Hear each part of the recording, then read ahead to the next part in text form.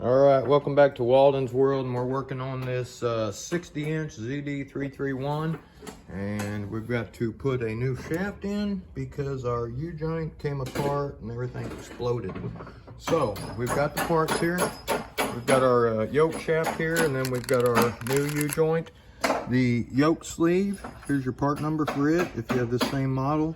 And then here is our joint there. And so we're going to go ahead and put this in.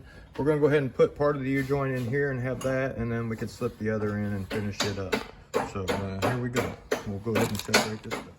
All right, so we got our yoke pre-assembled. I put my old Zerk fitting back in. I got that. I'm going to leave my refill Zerk on the outside so I can get to it.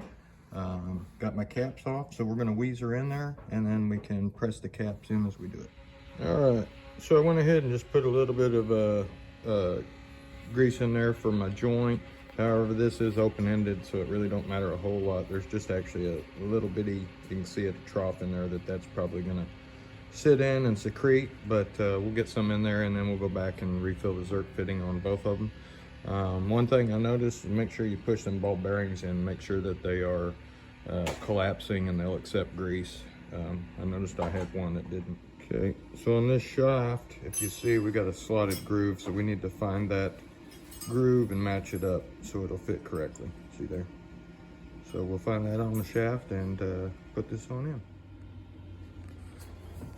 All right, so I slid my shaft all the way down, and then I slid it all the way down that way, and then I pulled it back in so that way I didn't get any of my joint dirty, and I just got it sitting in there. So I'm gonna go ahead and get those caps pressed in there and get my pins locked in, and then we gotta go back and fill that Zerk fitting up and the one on the shaft until it comes out. You see it coming out of the caps. So let's go ahead and do that. All right, so I use this little C-clip and I press her the rest of the way in, and we're gonna go ahead and Zerk her on up and send her out for service. We'll go ahead and double check the fluids while she's here, and we've got to start making a list because last guy probably didn't change any oil.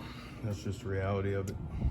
All right, guys, hey, I want to say thanks for watching. Hopefully this helped you out. Leave a comment or anything.